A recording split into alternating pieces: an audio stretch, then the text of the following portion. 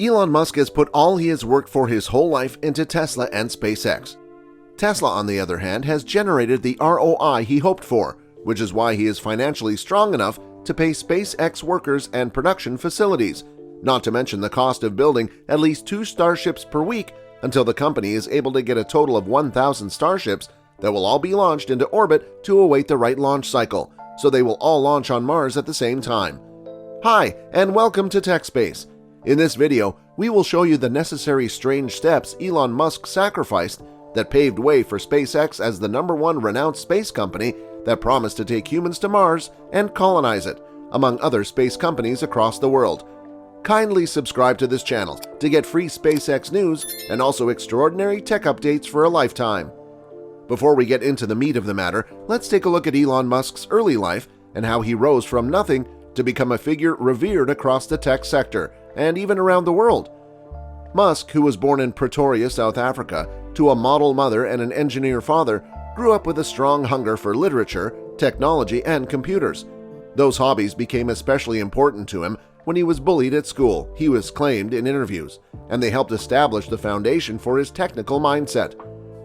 Prior to his adolescence, he began developing computer software known as Zip2, which pioneered fundamental online city guides for newspapers, and it was this program in particular that gave Musk his first wealth. Elon Musk has frequently recounted his genesis tale. He grew up in South Africa as a bookish youngster and moved to Canada at the age of 17. His mother is Canadian. His sights set on the United States of America, the land of opportunity. In college, he selected 3 topics that he believed will have the greatest impact on humanity's future: the internet, sustainable energy, and the extension of human life beyond Earth.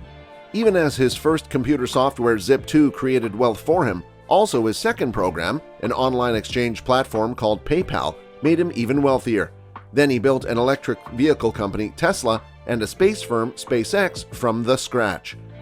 Over the course of Musk's reign as CEO of SpaceX, NASA entered the picture and ultimately saved the firm. After Falcon 1 failed to reach orbit 3 times but succeeded on the 4th attempt, his fledgling firm was cash-strapped and nearing the end of its life. Then NASA appeared to SpaceX as a fortune in 2008, only 2 days before Christmas, that SpaceX had been given a $1.6 billion contract to carry supplies to the International Space Station, a program now known as Commercial Resupply Services. This resulted in a shift to SpaceX, and Musk took advantage of the festive season to celebrate his win. There are many remarkable aspects to SpaceX, such as how it challenged conventional rocket manufacturing by producing rockets at a fraction of the cost, how it has become the first private entity, rather than a country, to successfully launch spacecraft into orbit and then return, and how it has grown from an idea in Musk's head to a company that resupplies the International Space Station and hopes to ferry astronauts back and forth. But the most amazing aspect of SpaceX is that, from the beginning, before the first rocket rose an inch off the ground, it was clearly designed as a means to another, far more ambitious and aspirational final goal: that's Mars colonization. On the other hand, it would be an exciting adventure, and we really need such goals. The other is humankind's long-term survival. That is, if a natural or man-made disaster destroys life on Earth, humanity will continue to exist as long as a human colony is formed somewhere, like on Mars. In Musk's opinion, being multiplanetary is simply common sense, a wise step he has compared to backing up a computer. Musk and his colleagues aren't just speculating about what people might want to accomplish in the far future. He believes the first manned Mars trip will be doable by the time he's in his 40s. He is currently 44 years old. The rocket they're working on is known internally as the BFR, and it doesn't stand for some esoteric nerdy science phrase, but rather for Big Fucking Rocket. When Musk was directly questioned about his interest in the spaceship, his goal that led to its construction, he responded by saying, "There are 2 components to it, a booster rocket and a spacecraft.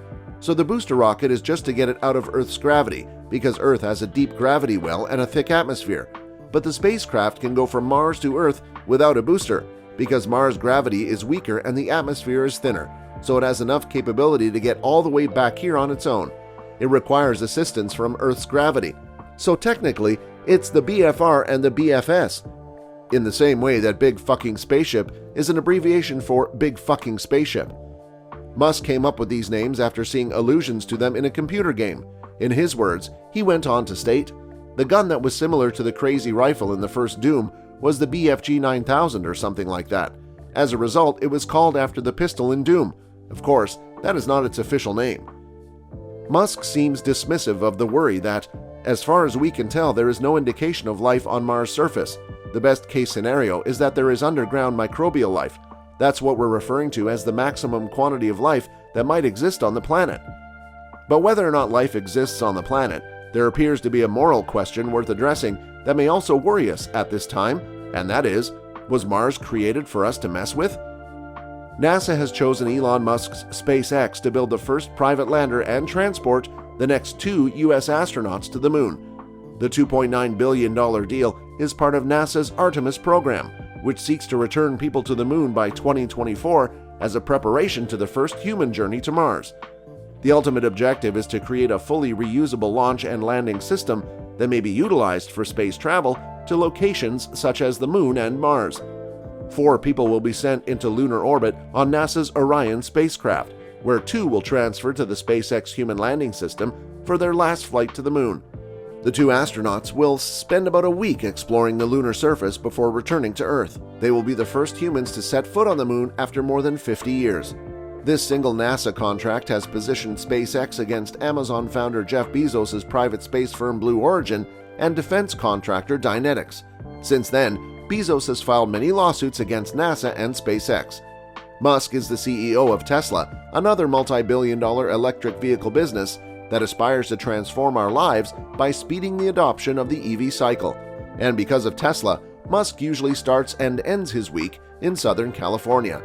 Tesla, being an electric car manufacturer, differs from most others in a variety of ways, one of which is that upgrades may be uploaded remotely just like phones and computers. Tesla owners are alerted of an update and urged to plan and download it overnight. Some modifications are minor while others are significant. This latest upgrade is as significant as they come. Tesla refers to it as autopilot. In Tesla's sedans, particularly the Model S, the cruise control could already be activated, and the car would accelerate and decelerate in response to traffic it detected all around it. However, this upgrade is more fundamental, a significant step toward a self-driving automobile. Tesla vehicles that have been updated should be able to follow the lanes on highway without the need for human intervention. The car will also autonomously change lanes. All you have to do is press the indicator and it will shift across when it is safe. Surprisingly, Musk talks about these advancements as though they aren't all that significant. It may feel like future to us, but to him, it appears to be an almost mundane repetition of what others in his profession already know can be done fairly simply. So, given these facts, do you think Elon Musk is a natural genius? Please do well to share your thoughts in the comment section below. Until next time, please like, share, subscribe. And while you're still around, why don't you click on one of those flashing videos on the screen for more content?